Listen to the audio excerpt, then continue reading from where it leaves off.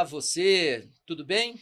Esse é o podcast Tertulianos, diálogos que movem o Brasil. Essa é uma iniciativa minha, Ricardo Carneiro, do Leonardo Gandara, que aqui abrilhanta aí com a sua presença, e do promotor de justiça Lélio Calhau. Hoje nós temos a felicidade de receber um grande amigo, um convidado muito especial, doutor Augusto Machado, engenheiro hídrico. É isso mesmo, Augusto? Exatamente.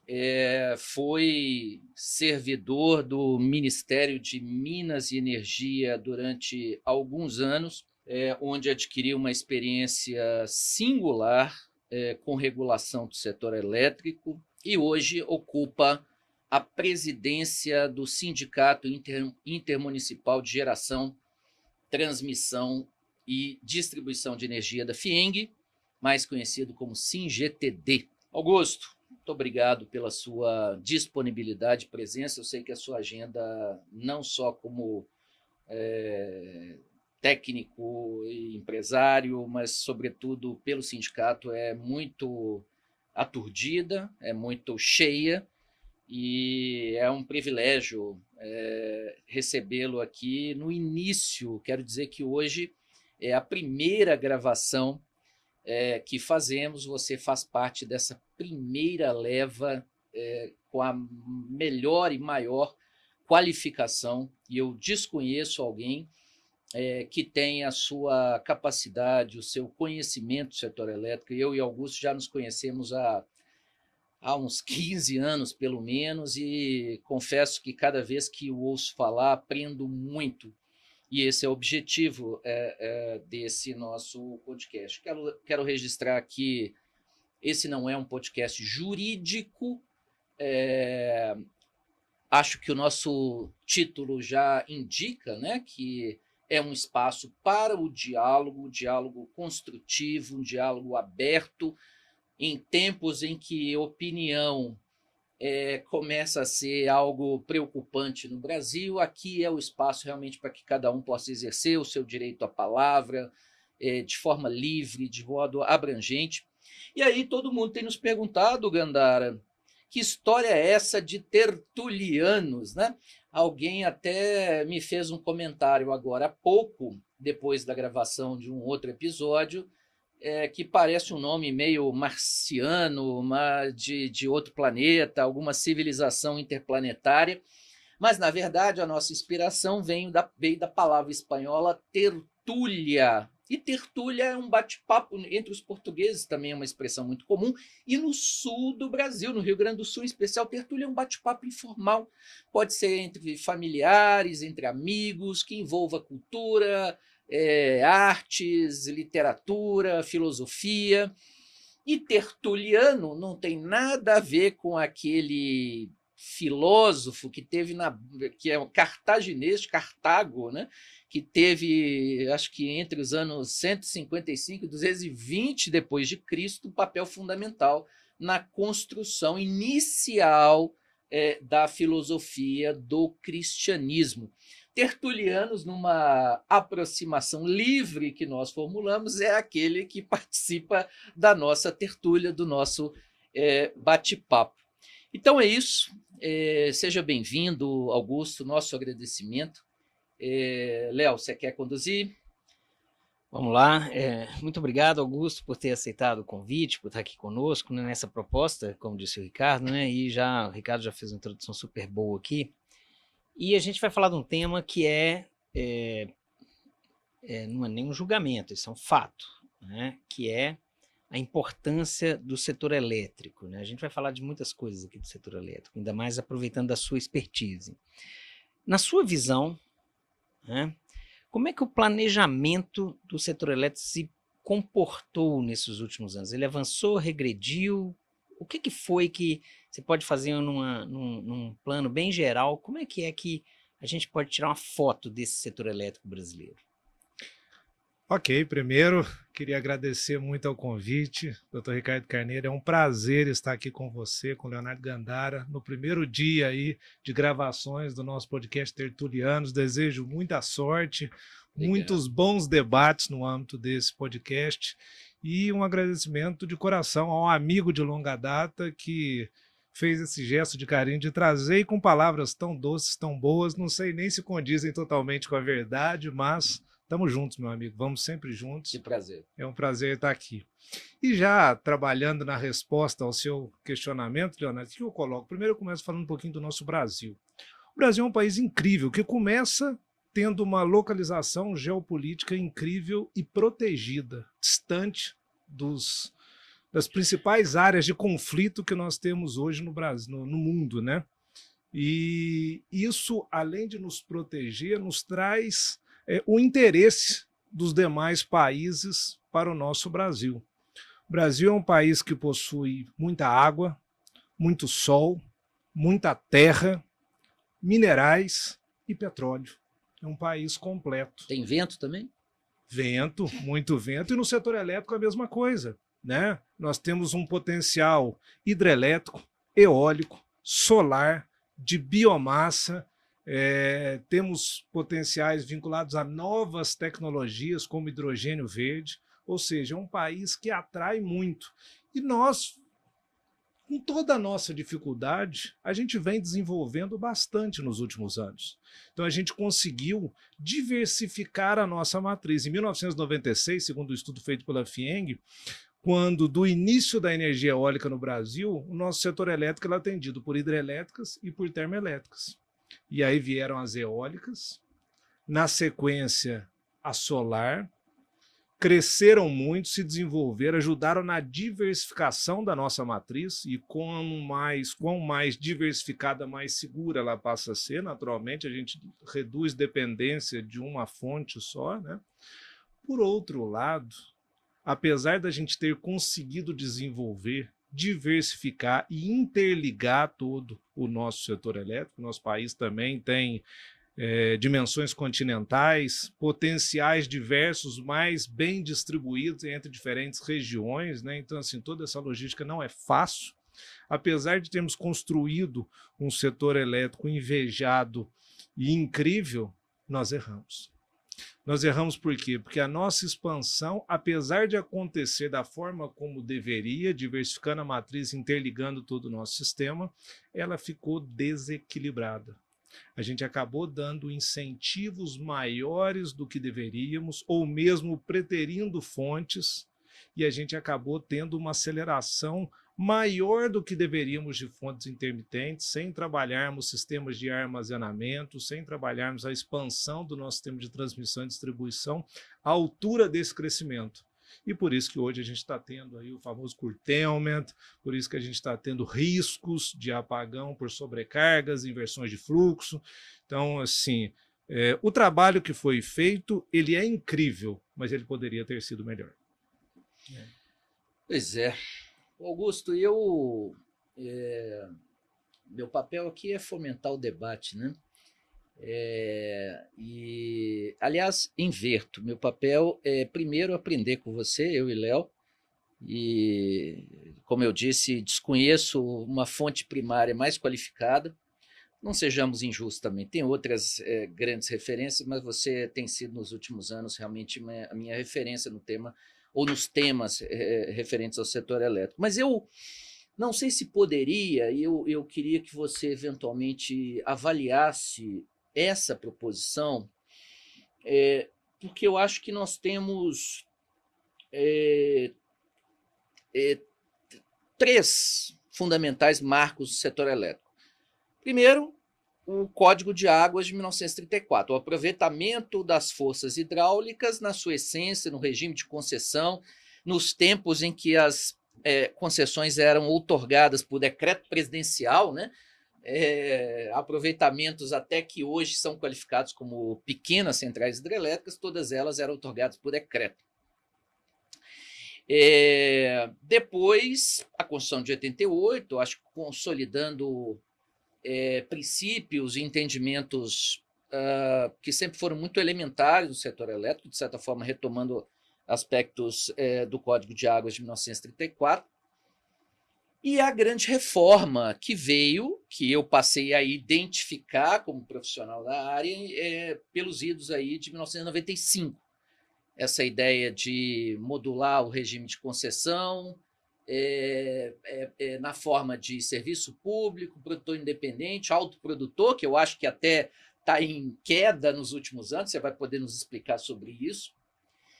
Mas agora, vocês especialistas têm falado de uma nova reforma muito recente, sancionada agora em novembro de 2025, por meio da Lei 15.269.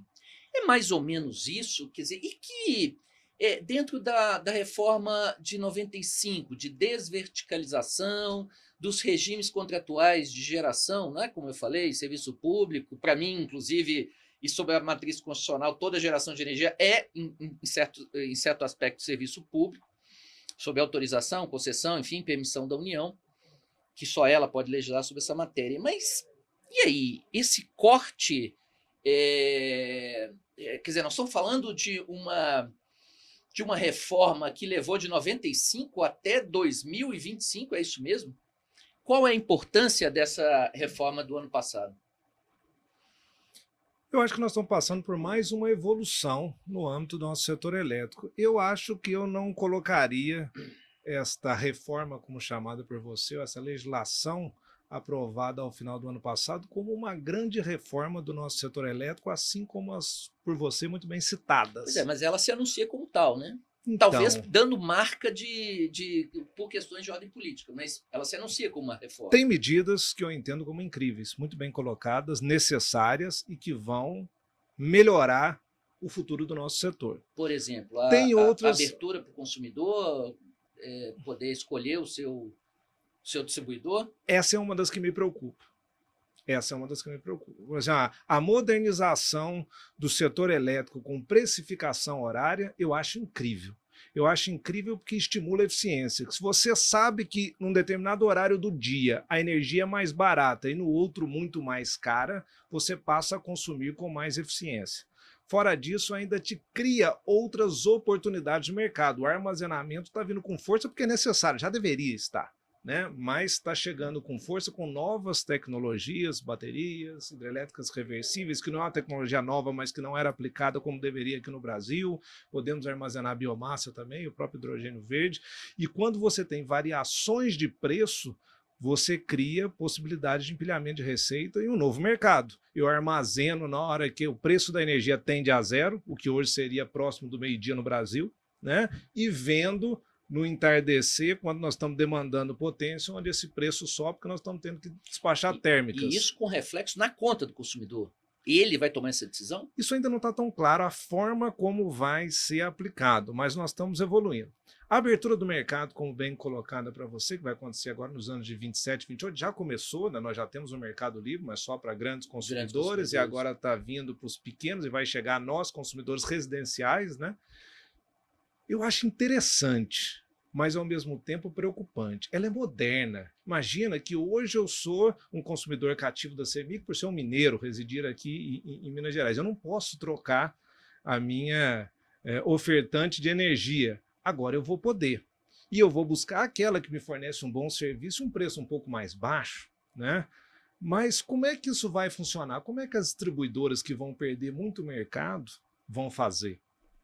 Como é que as comercializadoras que tendem a crescer muito vão garantir a segurança que o mercado precisa, principalmente para a expansão da geração?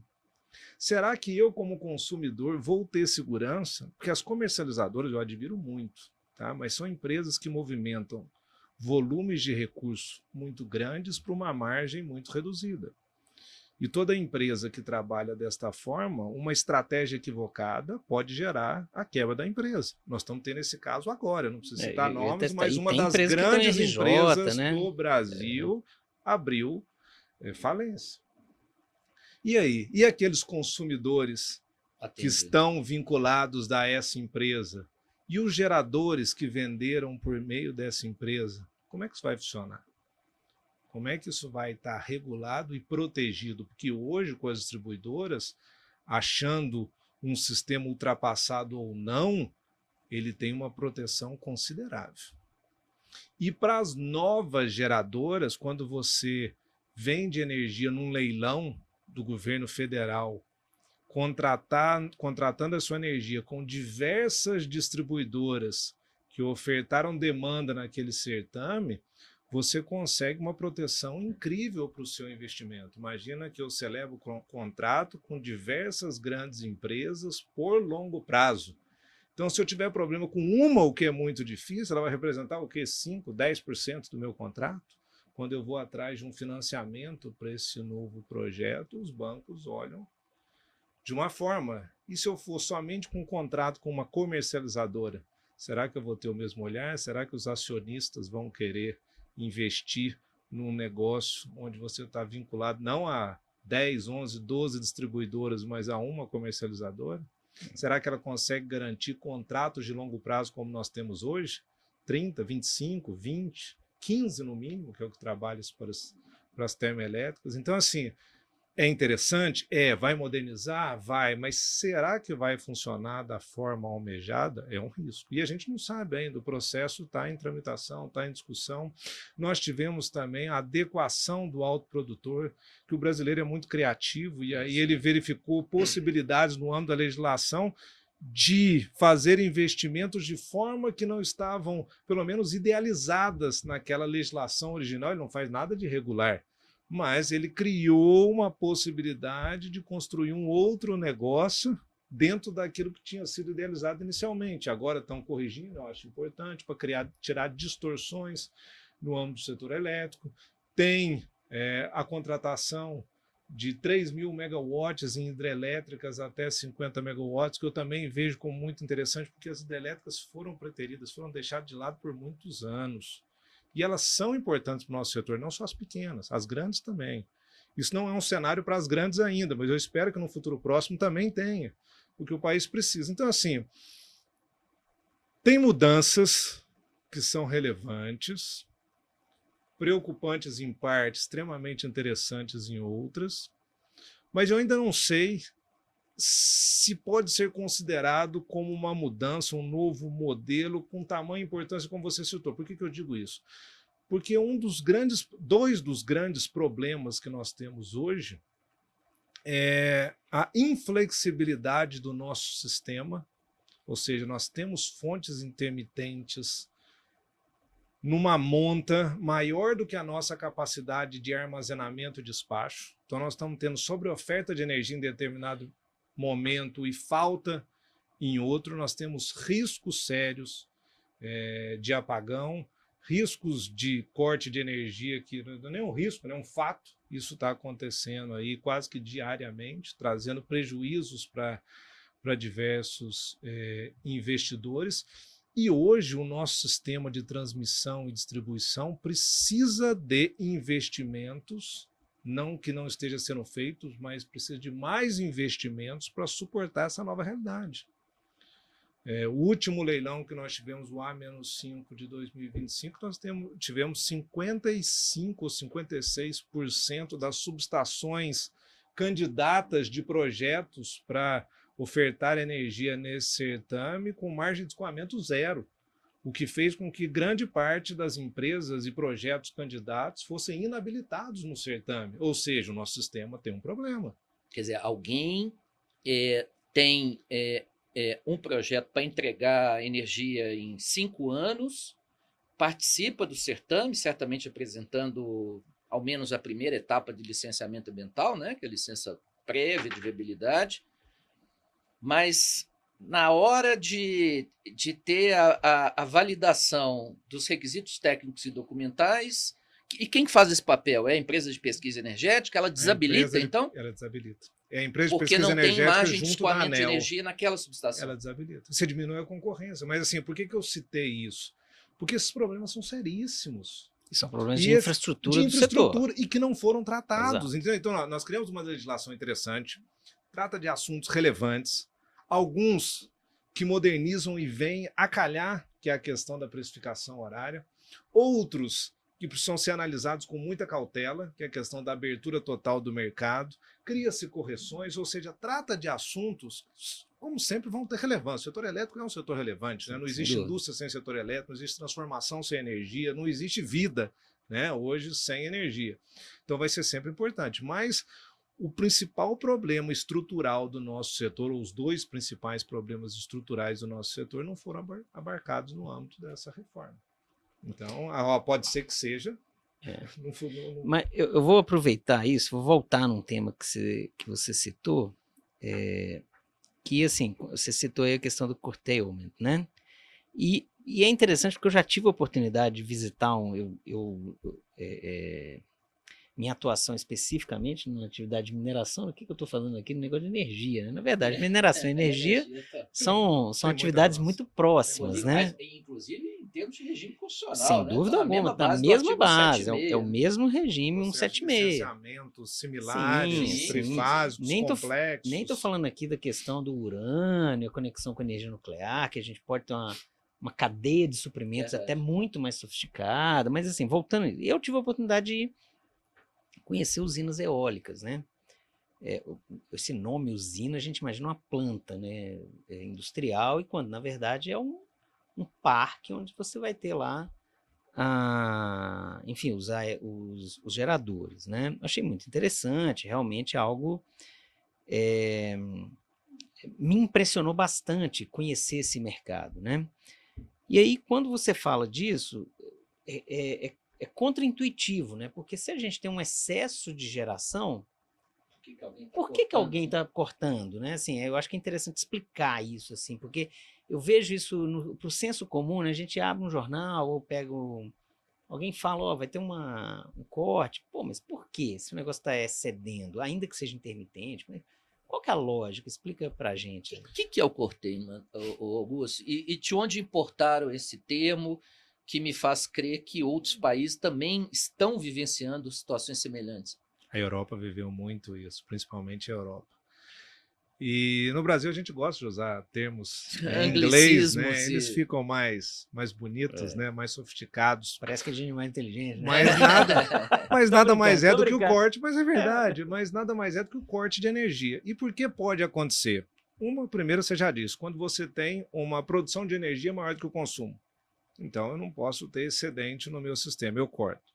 Ou quando eu tenho restrições de transmissão, você mesmo citou as eólicas, que são produzidas, em sua grande maioria, no Nordeste. Isso. Em momentos que elas estão produzindo muita energia no Nordeste, e o Nordeste como um todo não consegue consumir toda essa energia, e o nosso sistema, como dito no início, ele é interligado, essa energia é transmitida do Nordeste para o Sudeste. Mas se o sistema de transmissão não comporta o transporte de toda essa energia, de novo, você não pode ter excedente. Então você tem que cortar. Acabou aquele sistema isolado lá do norte do país? Ainda tem pequenas regiões, mas hoje o sistema é basicamente todo interligado, o que é incrível num país com essas dimensões que nós temos, né? Ou então restrições operativas pontuais. Olha, uma linha que caiu por uma tempestade, uma subestação que teve um problema de manutenção, ou uma quebra e parou de funcionar, né? Então, assim, ou são por problemas maiores ou são por problemas mais pontuais. Mas o fato é que nós não podemos ter excedente de energia no sistema. Nós não podemos ter nem energia a menos, nem energia a mais. Você cria sobrecarga, e por sobrecarga você tem riscos de colapso do sistema, e o sistema, quando cai, sempre ele cai num dominó. Você tem uma sobrecarga numa determinada subestação, superaquecimento, pode inclusive incêndio e outras questões, você tem que desligar ela antes.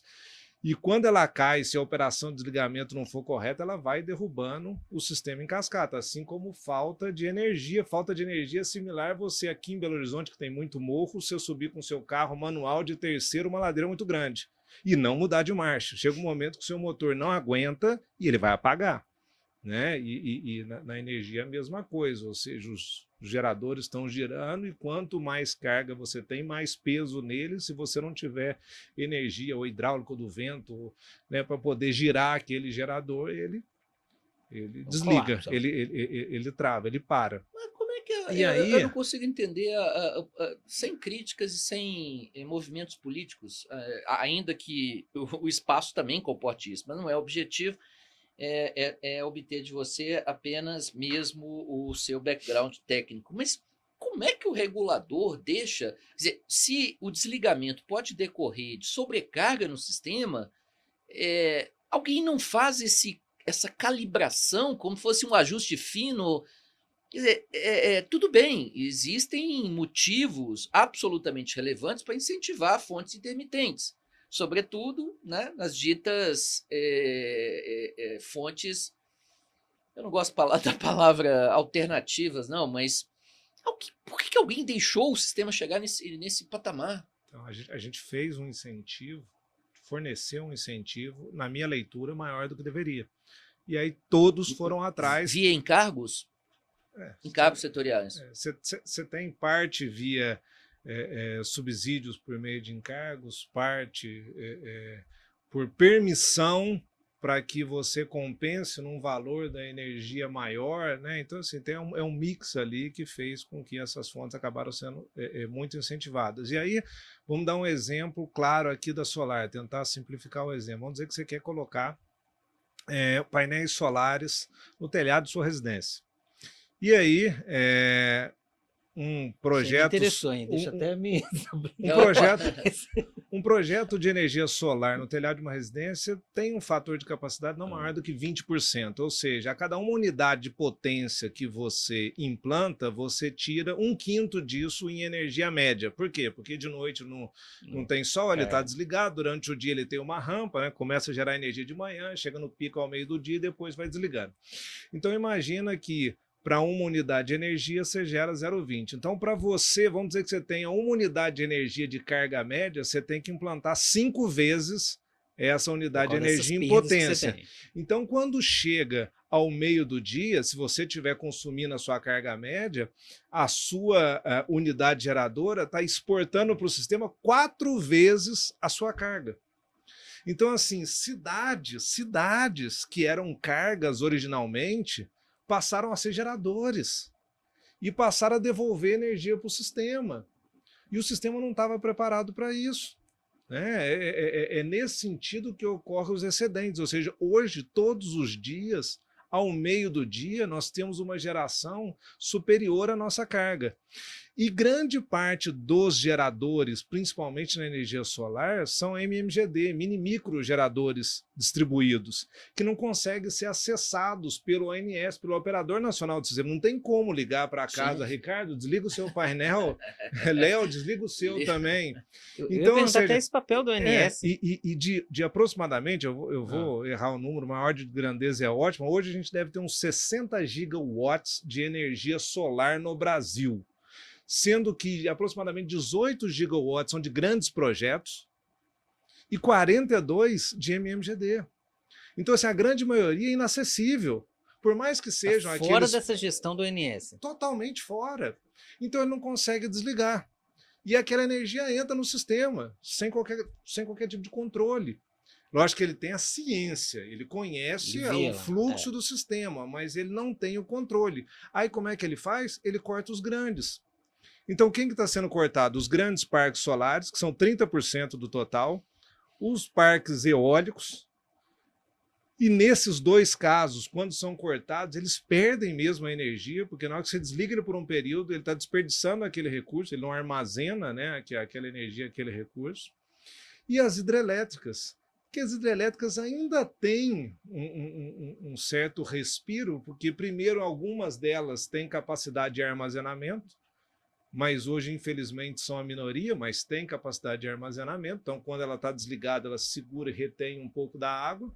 E elas também participam do MRE, que é um condomínio, onde quando você desliga, se nós três estamos no mesmo condomínio, a gente rateia a sua perda. Então, o que significa MRE?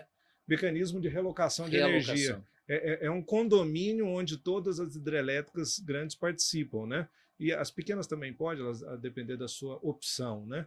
Mas o fato é que é o seguinte, o corte de uma grande é rateado entre todas as outras. Então, isso alivia um pouquinho a perda, mas lógico que elas têm perdas pesadas também. Então, ou seja, é um problema que está sendo trazido hoje para os investidores no âmbito do setor elétrico. Imagina, você foi lá, quis investir em um projeto, estruturou ele, licenciou, contratou a sua energia, implantou, e quando você celebrou o seu contrato de uso do sistema de distribuição ou de transmissão, quando você conecta, né, a sua usina, não tinha nenhuma restrição operativa. Lógico que você ofereceu o melhor preço da sua energia no leilão para você sagrar-se vencedor. Então, sua margem não é grande, como qualquer empresa no Brasil, você tem uma margem ali de lucro reduzida. E aí, na hora que você começa a operar, o operador nacional chega para você e desligue. Você, peraí, eu tenho uma energia a entregar, eu tenho um contrato, eu tenho um financiamento que eu tenho que pagar, meu amigo. Desculpa, eu só cuido da operação do sistema. Essa parte é com você. Desligue, senão o sistema cai. Já tem solução para pagar essa conta? Lógico que não são com essas palavras, mas assim, para deixar claro, né, como é que é difícil para aquele gerador que acreditou no país, que acreditou no projeto. E se tem solução? Ainda não. Ainda não. Porque a gente não resolveu o problema ainda. Mas aqui, o curtailment não vai reduzir. A gente discutiu isso ano passado no Imersão. Sim. E ainda falamos que para esse ano os cortes, se nada fosse feito, seriam maiores. Estão sendo. E assim, como é que nesse cenário a gente não tem uma solução? E aí vou até fugir um pouquinho aqui da minha, né, do nosso roteiro e do nosso papo.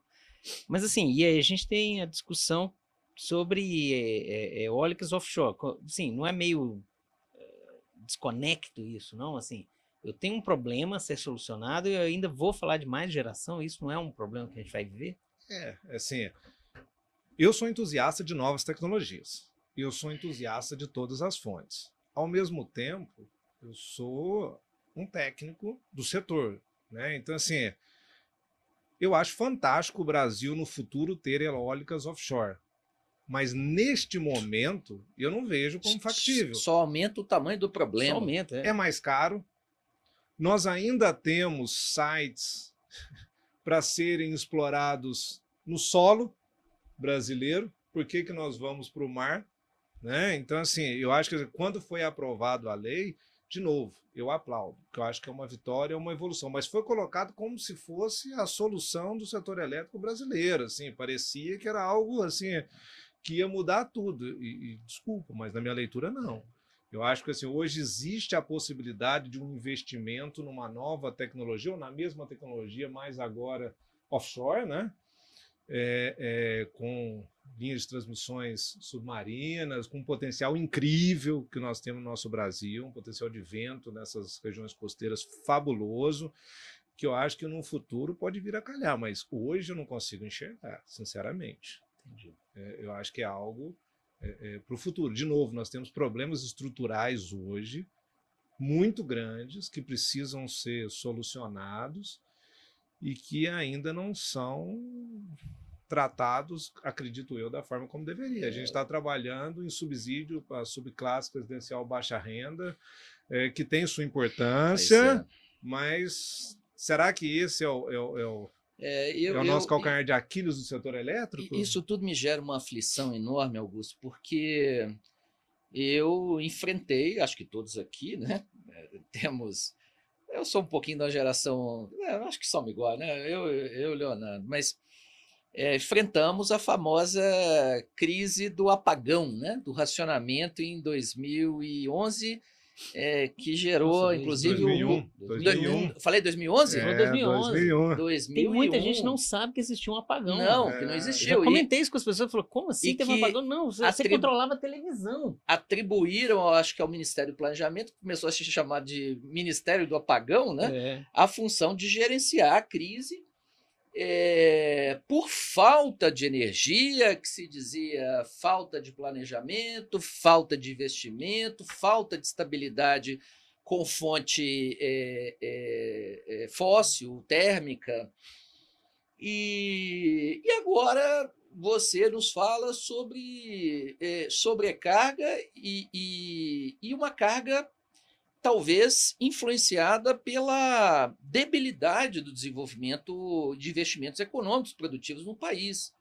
Mas que história é essa? Como é que alguém consegue planejar o aporte, mobilizar capital num cenário como esse? Quer dizer, numa época... Você vai falar, Ricardo, mas peraí, tem um cenário, tem o planejamento setorial de 10, de 30 anos... Mas e aí? A coisa flutua Plano dessa Nacional forma? de Energia. Sim, tudo tem isso um aí. planejamento. E aí?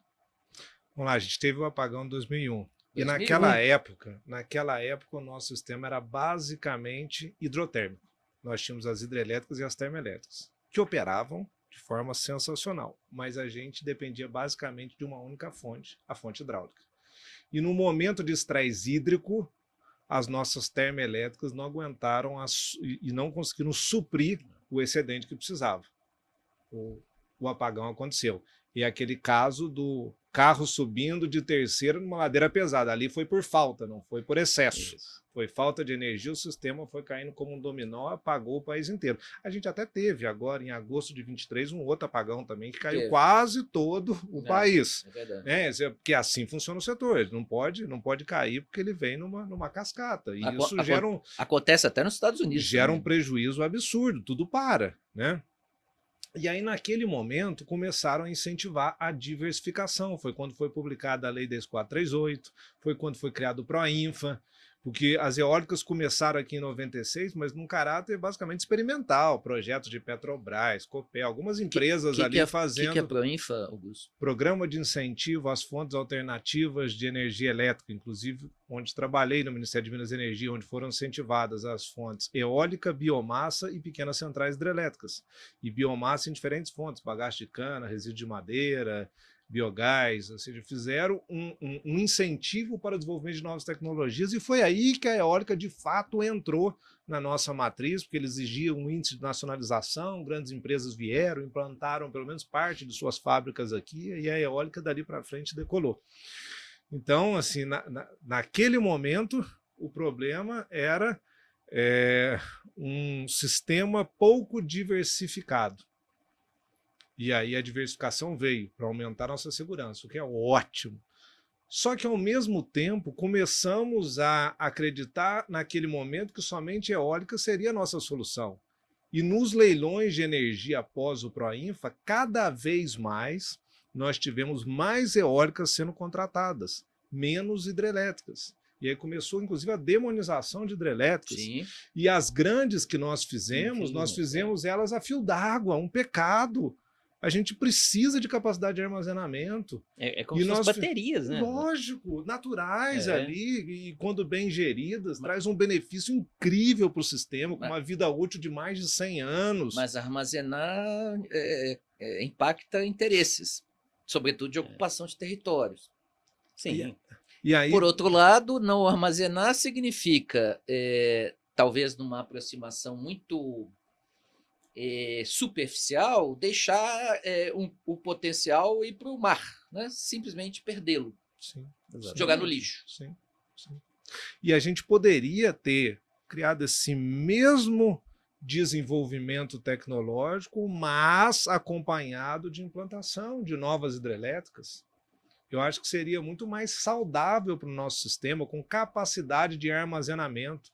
E aí as tecnologias vindo evoluindo em paralelo. Biomassa também, eu acho que a gente não aproveita o nosso potencial de biomassa do estado, e biomassa pode ser armazenado também, desde que tenha sinal econômico para isso. Já se armazena quando, sei lá, você processa o bagaço de cana, que depois é queimado para gerar energia, ele fica naturalmente armazenado, ele não é todo queimado instantaneamente, né? Então você consegue ter uma flexibilidade, um despacho, assim como outros, né, briquetes e outros potenciais aí de biomassa que são pouco aproveitados num país que tem um agro pujante como o nosso. E uma indústria florestal também, você falou do indústria, briquete, sim, né? indústria florestal, isso. Então, assim, a gente acabou não desenvolvendo tecnologias com capacidade de armazenamento e despacho.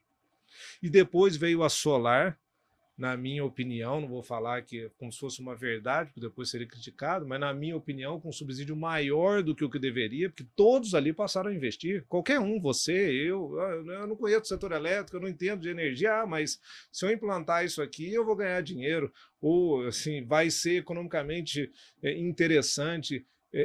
Aonde que isso acontece? Em que negócio você, da noite para o dia, decide investir e ganha dinheiro? Não é normal, né? Isso só acontece quando você tem um incentivo muito grande. Porque É. se você fizer bem feito, você ganha. Se você fizer mal feito, você ganha também. O que não estava na conta é que também agora passou a perder, né? E muito. E aí hoje nós temos uma diversificação da nossa matriz, o que é fabuloso. Nós temos fontes renováveis, o que eu defendo, né, desde a minha formação, mas esse crescimento de forma desequilibrada. E hoje nós temos excedente de geração em determinados horários do dia, falta de geração em outros, e, consequentemente, por não termos uma capacidade de armazenamento como poderíamos em fontes renováveis, estamos demandando muito mais energia térmica. Lá em 96, é incrível, né? Lá em 96, quando nós temos, era hidrotérmico, ele era 95% da energia consumida era produzida pelas hidrelétricas e 5% era produzida pelas térmicas. Hoje, que o nosso sistema é muito maior, temos hoje, sei lá, aproximadamente 255 GB em potência implantada no nosso Brasil, aproximadamente 20% da energia é produzida pelas termoelétricas. E continua recebendo incentivo. Ou seja, quando o nosso sistema era muito menor, eu vou errar, mas devia ter o que implantado naquela época, 130, 140 GB, a gente, posso até errar esse número, tá? A gente, só 5% da energia produzida por essa potência era de termoelétricas. E hoje que nós temos 255 GB de potência instalada, um consumo muito maior, porque o nosso país vem crescendo, quase 20%, varia de ano a ano. Você tem maior pluviosidade no ano, cai um pouquinho, você tem menor, sobe um pouco, mas varia entre 15% e 20%. Ou seja, a gente colocou mais fontes renováveis na nossa matriz, mas aumentamos o consumo de combustíveis fósseis. Que é outra coisa também que é importante dizer, que eu não sou contrário de forma nenhuma, porque a gente precisa. Esse negócio da gente dizer aqui que nós vamos criar um sistema que não vai utilizar combustíveis fósseis, eu estou para ver, e eu não acredito. Augusto, tecnicamente é necessário. O potencial hidráulico, os engenheiros eletricistas, não são elétricos, né? São eletricistas, me ensinaram que é a combinação de dois fatores, né? A descarga hídrica, que é a vazão, né? É a descarga por unidade de tempo e queda. Eu vou te perguntar, então, como é que se acumula energia? Acumula queda com reservatório. Hoje eu estou ouvindo falar de baterias. Bateria é um negócio que acho que é muito trazido ao cotidiano de acumulação em aparelhos, equipamentos Sim. muito individuais. Agora tem a questão da eletrificação, mas existem baterias de grande porte que podem funcionar. E essa história de usina reversível, que bagunça é essa? Tem como usar a cava de mineração, hein, Léo? Para reservar energia? Como é que funciona isso? Bacana, hein? Com certeza. Cava exaurida, né? No ano passado, eu gosto de contar dos imersões que nós participamos, que a gente mostra o histórico do sindicato, do SINGTD, a importância dele, e que o trabalho vem sendo corretamente desenvolvido. Em 24, nós fizemos uma imersão abordando transição energética, diferentes fontes e o desequilíbrio na nossa matriz, que cada vez mais se confirma. No ano passado, a gente fez uma imersão discutindo todas as formas de armazenamento de energia, porque a gente já está vendo, é importantíssimo termos capacidade de armazenamento para suprirmos com as dificuldades que nós estamos vivendo hoje no nosso setor. E nós temos diferentes formas, como eu falei, biomassa, eu sou um apaixonado também por biomassa, eu acho que era uma forma que não é incentivada e hoje nós não fazemos armazenamento por meio de biomassa. Nós temos os reservatórios, que infelizmente, como dito aqui, há muitos anos nós não investimos em novos reservatórios com capacidade de armazenamento. Nós temos as baterias que estão chegando, tecnologia fantástica, a gente já usa, como você bem colocou, em nossos aparelhos de celular, a gente já usa armazenamento de energia em mínima e micro escala. Sim. E agora existem os bancos de baterias capazes de atender sistemas elétricos de alta potência, não só behind the meter, como gosto de colocar, né, atrás do medidor dentro de empresas, ou mesmo no âmbito dos sistemas de distribuição e transmissão, fazendo esse serviço. Toda vez que eu tenho um excedente no meu sistema, eu armazeno ali, e na hora que o meu sistema precisa, eu devolvo aquela energia para o meu sistema. E você não gera aquela sobrecarga que você falou. Exatamente. E aí isso está sendo regulamentado. A forma como isso vai ser precificado e contratado no âmbito do nosso setor, que ainda não existe, está em fase de regulamentação. E essa brincadeira custa caro também, né? Sim, é um custo, porque não é uma Altíssimo. energia nova que nós estamos produzindo e entregando. Aliás, nós vamos, na verdade, criar um serviço que não existia e nós vamos ter perdas ainda. Então, nós não somente vamos pagar por esse serviço, mas todo sistema de armazenamento tem perdas. E além desses que eu citei, nós temos as hidrelétricas reversíveis. Que ninguém sabe o que é. Que nada mais é do que você bombear a água de volta para o reservatório e turbinar ela novamente. Você tem hidrelétricas reversíveis que podem ser construídas em cavas de mineração, em regiões que você tem a diferença de potencial, que você consiga armazenar um volume de água. Você não precisa nem ter um rio caudaloso ali próximo, mas você tem que conseguir encher aquele reservatório. São 2 reservatórios, né? E você enche o reservatório de cima, turbina aquela água e gera energia no momento que você está precisando de energia. No momento que eu tenho um excedente de energia, eu pego aquela energia para bombear de volta para cima no meu reservatório superior. Mas isso pode ser feito numa hidrelétrica também, já em operação. Você coloca uma bomba jusante, depois que ela turbina, você tem excedente de energia, você joga a água de novo para aquele mesmo reservatório, desde que ele tenha uma capacidade de reservação. Por isso você tem diferentes sistemas de hidrelétricas reversíveis, mas nada mais é do que uma forma de você armazenar bombeando e depois gerar. Logicamente que esse fluxo é negativo, né? A quantidade de energia que você gasta para bombear, ela é menor do que aquela energia que você produz quando você turbina, mas é igual de uma bateria. A quantidade de energia que você guarda naquela bateria por perdas químicas, perdas por calor, não é igual o volume de energia que você devolve para o sistema quando você necessita. E o setor está preparado para... O debate é interessante por isso, né? Porque suscita questionamentos ou reflexões que certamente a gente não cogitou delas, mas eu vislumbraria impacto ambiental, o questionamento quanto ao impacto ambiental dessa operação de drenar vazão reservada para outra estrutura e retirá-la. Quer dizer, você tem ictiofauna, você tem vazão remanescente, você tem TVR... Ou esse não é um problema? Não, porque assim, quando você tem um sistema, vamos pensar porque primeiro... tem peixe lá. Vamos pensar primeiro num sistema isolado. Imagina que eu construí 2 reservatórios, 2 piscinas, com a diferença de potencial, a diferença de altura entre elas.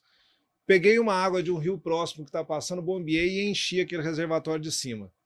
Teoricamente, esses 2 reservatórios são estanques. Lógico que você tem um pouquinho de perdas por infiltração, um pouquinho de perdas de água por evaporação, mas aquela água se mantém. Então a água é turbinada, enche o reservatório de jusante, o de baixo. Ela é bombeada, enche o reservatório de montante. E é um ciclo fechado, que de tempos em tempos você tem que repor somente as perdas. Então você não pensa em vazão sanitária porque você não está num rio. Uhum. Você está fora dele. Eu construí 2 grandes piscinas, você não fez 2 grandes reservatórios. Verdade, né? Isso, né? E você tem aquela estrutura de geração. Ou eu posso, de novo, vamos para aquele outro sistema, eu posso botar dentro de um sistema de hidrelétrica já em operação. Eu só vou, naquele mesmo sistema, colocar uma bomba logo a jusante, devolvendo parte da água, ou seja, eu não estou falando nem de TVR nesse caso, vamos pensar uma grande hidrelétrica de força ao pé da barragem, ela turbinou, gerou energia, e na hora que eu estou com excedente no mercado, eu bombeio ela para cima, ou pode ser sistemas mistos, onde você tem reservatórios isolado e outro acoplado a um reservatório de uma usina em operação, onde você faz o fluxo com aquela água do rio. Assim, são diferentes formas de você conseguir fazer o mesmo tipo de armazenamento, não vou chamar de natural, mas se valendo de uma fonte renovável. E como é que... Desculpa, claro, Ricardo. claro, Assim, por só favor. porque você falou da biomassa e eu fiquei com esse negócio na cabeça. Assim, eu lembro de uma discussão que eu tive a oportunidade de participar uma vez, uma ocasião, um convite do Ministério Público, inclusive, para discutir um tema de recuperação de um aterro sanitário. né? Eu lembro que a discussão foi, na época, eu confesso que eu acho que até Minas Gerais mudou a legislação, na época Minas Gerais não podia ter a queima de resíduos para a geração de energia. Eu acho que eu até já falei isso com você. E a gente sabe que isso existe em outros países, Na né? China. Japão, China, né? Assim, As cidades chinesas hoje estão importando o lixo das outras. E se brincarem, vão importar lixo de outros países, porque o lixo está sendo queimado sem resíduos, gerando energia, com abastecimento local, reforçando carga. E com baixa ocupação de territórios, concorda? Sim, baixíssimo. Porque hoje, quem conhece o interior do E Brasil... você tem razão. Falar em reserva, né? A energia está armazenada Exato. em bilhões de toneladas de lixo. E assim, quem conhece o interior do Brasil, né, assim, sabe que tem situações de aterros descontrolados, para a gente não falar lixão, né? Ainda existe. Existem ainda, né? Assim, isso entraria nesse, digamos assim, nesse modelo. Porque eu estou chamando aqui biomassa, eu entendo, obviamente. Sim, acompanhei, sem mas, dúvida assim, alguma. a gente poderia aproveitar Sem isso? dúvida alguma. Você podia. Você falou da queima direta do lixo. Você tem o biogás também de aterro sanitário, que você, lógico, com um sistema adequado, você capta e armazena. E você utiliza para geração quando necessário. Ontem mesmo eu recebi o sindicato na FIENG, um empresário que está implantando, eu não vou dar maiores detalhes, mas aqui bem próximo de Belo Horizonte, uma planta de produção de biogás e quer se associar, quer se aproximar da federação, do sindicato, ou seja, isso é por isso que eu coloco, nós temos um potencial incrível de biomassa que ele é pouco utilizado. Nós temos dejetos de animais, nós temos lixo, e infelizmente no nosso país grande parte do lixo ele é disposto de forma inadequada. Né? E agora sim, ainda está melhorando, né? A legislação cobre, está melhorando, cada vez mais nós temos aterros sanitários, mas os aterros sanitários poderiam ter plantas de produção do biogás ou da queima direta. Então nós temos lixo, nós temos um agro pujante, com resíduos, lógico, desse agro, que pode, assim como é feito com a cana, assim poderia ser feito com outras matérias-primas ali desse processo produtivo para ser gerado energia, principalmente com os resíduos, né? Eu acho que tem muita, e lógico, podendo fazer armazenamento. Eu acho que a partir do momento que criarem um sinal econômico, que é isso que eles estão querendo regular hoje, do armazenamento, não pode ser só para uma fonte, não. Assim, como é que vai ser para a gente armazenar energia em bateria? Não. Como é que vai ser, na minha leitura, para a gente armazenar energia? A forma, o empresário vai atrás. Eu quero fazer hidrelétrica reversível. Você já gosta da tecnologia de bateria. Ricardo é um fazendeiro que quer fazer o armazenamento de biomassa. E assim, tendo um sinal econômico, o mercado se rearranja. Além do sinal econômico que precisa ser criado também, que ainda não foi, para os serviços ancilares. Né? Quando se tinha lá no passado só hidrelétricas e termoelétricas, as duas forneciam serviços ancilares importantíssimos.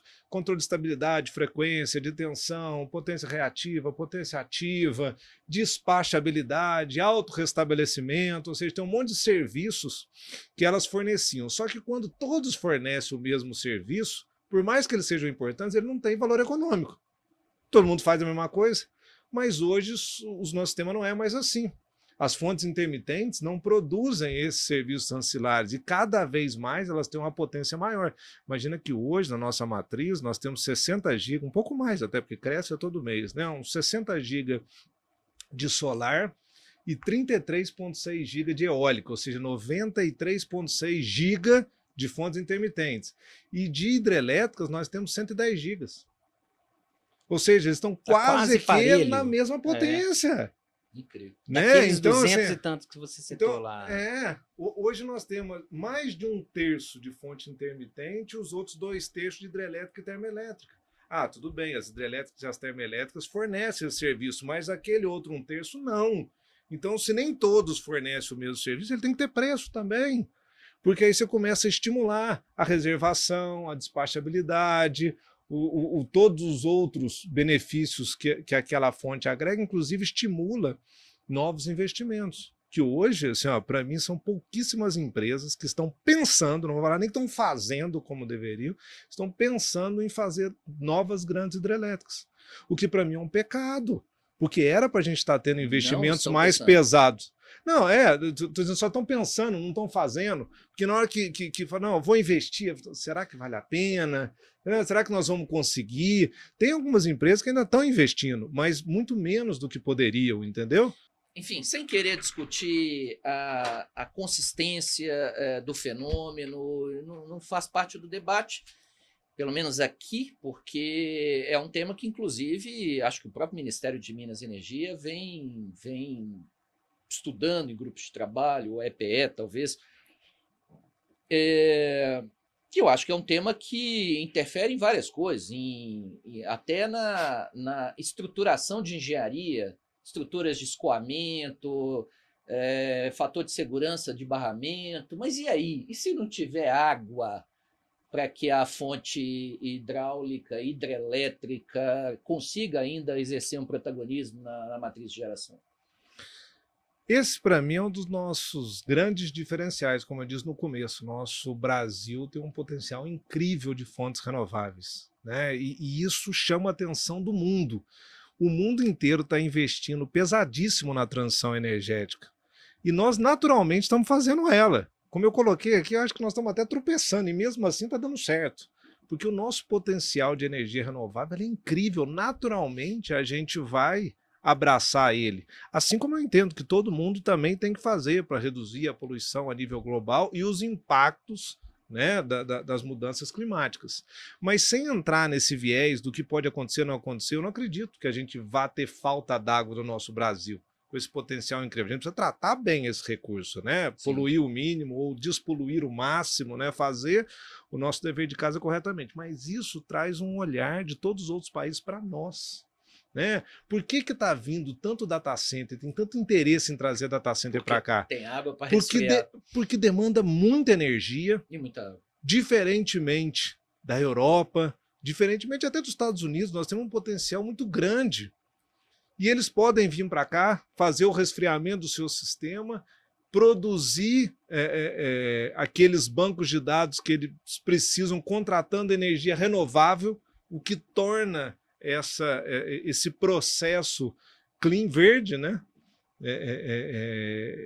E sendo inclusive mais atrativo, fora outras, né? Outras formas de consumo de energia em grandes processos produtivos. Acho que por isso, inclusive, que o Brasil é tão benquisto e muito analisado por diferentes investidores de todo mundo.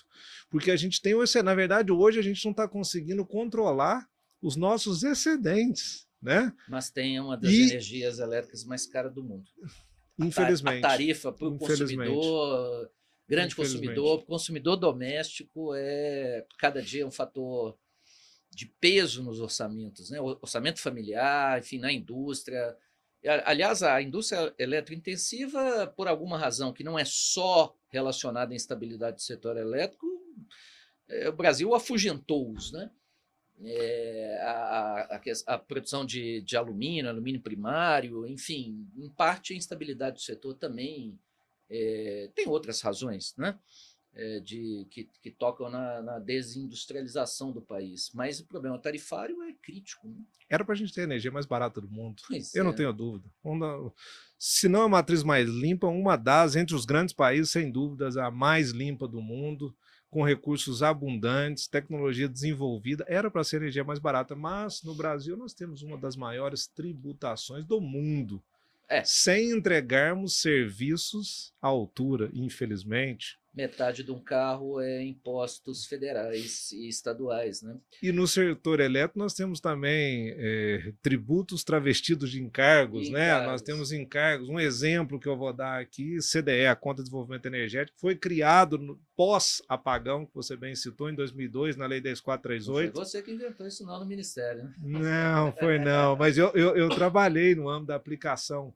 E a CDE ela foi criada inicialmente para a universalização do serviço de energia elétrica, modicidade tarifária e desenvolvimento tecnológico de novas fontes de energia, as fontes alternativas, renováveis, né? O Proinfa estava totalmente dentro disso. Ela tinha 3 objetivos claros.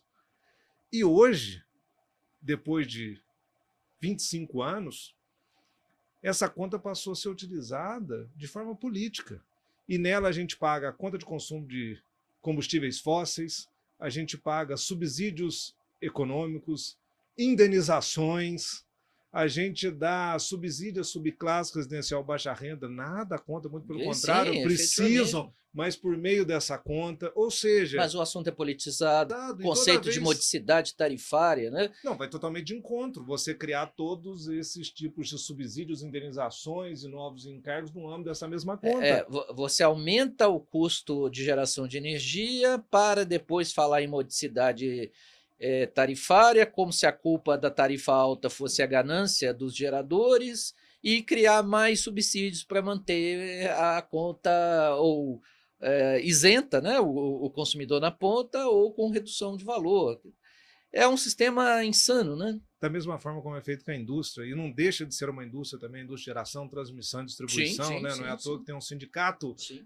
empresarial, industrial, que defende, mas assim, sempre tentam colocar a culpa na indústria. É tipicamente Mas, um na discurso político verdade, o brasileiro. que acontece? Todos os custos que são inseridos por encargos, por tributos ou outros, são repassados no preço do produto. E, nesse caso, é repassado no preço da energia elétrica que chega na nossa casa. Quem que paga essa conta? Somos nós. E o pior, vai para leilão que tem disputa, Consumidor né? final. Você vai comprar pelo menor valor possível, né?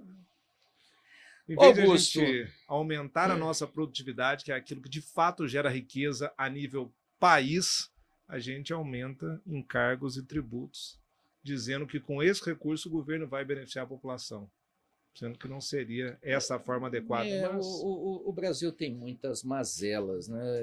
Eu ouço sempre, vejo ainda, sobretudo nesses períodos pré-eleitorais, aquela frase: não vamos desistir do Brasil. Eu sou daqueles que acreditam que o otimista é o pessimista mal informado, mas tem o anverso dessa leitura que diz o contrário, né?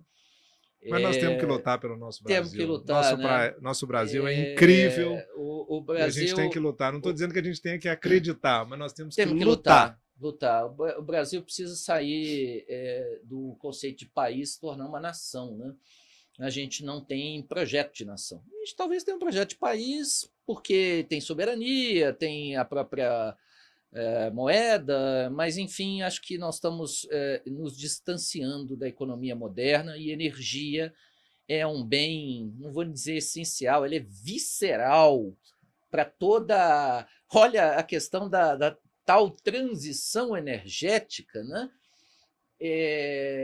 Que é contraditória, até em termos de política setorial, com ainda incentivos à geração térmica, mas sob qualquer perspectiva, a geração de energia vai aumentar, vai ter, para prover essa tão propalada transição. É isso aí. Como dito no começo da nossa conversa, não existe vida sem energia, não existe transformação, não existe indústria sem energia. Nós precisamos de energia para viver. Mais que energia, acho que só água. Mas nós precisamos muito da energia para viver. E uma depende da outra, né? Uma depende da outra. No Brasil estão totalmente relacionadas. Augusto, eu disse no início que teríamos uma aula de regulação do setor elétrico, e eu acho que os nossos tertulianos, né, os nossos ouvintes, tiveram mais do que isso, né? Tiveram uma conferência sobre o tema de um especialista que não sou só eu, né? Vários apreciam pelo conhecimento, pela experiência profissional, como eu disse, né, como executivo do setor, como presidente do sindicato. Então, para mim, em particular, faço isso por mim, também para os nossos ouvintes, mas, em particular, eu que estou aqui, né, tive mais uma aula sobre o setor. Lembrando que o nosso podcast não está distrito a um tema, a legislação sobre um tema, não é jurídico, ele é amplo, tem espaço para discussões de temas econômicos, geopolíticos, filosóficos. E o objetivo desses diálogos, né, é mover o Brasil, né? É isso aí. É o que você disse agora há pouco, a gente precisa acreditar. Até porque a saída pelos aeroportos até existe, né? Mas lá fora também não está grandes coisas, não. Nos Estados Unidos não está, na Europa tampouco, e eu acho que a nossa saída como brasileiros é continuar apostando aqui. com a palavra para você fazer aí um fechamento, já mais uma vez, meu nome, em nome do Gandara, que precisou sair, está aqui do lado fazendo uma reunião, em nome do doutor Lélio, que você vai conhecer oportunamente, promotor de justiça do Ministério Público do Estado de Minas Gerais. Mais uma vez, nosso agradecimento, e você para encerrar o nosso podcast. O agradecimento é meu amigo. Foi um prazer estar aqui com você, batendo esse papo aqui sobre o nosso setor elétrico. Espero que os seus telespectadores gostem. E não sei se os seus elogios são todos... São de coração. Você faz parte Pronto. daquilo que eu chamo da minha paisagem sentimental. Eu vou receber os seus elogios pela nossa amizade de longa data, mas agradeço muito e estou sempre à disposição. Bacana. Como eu gosto de dizer, vamos juntos, meu amigo. Vamos junto.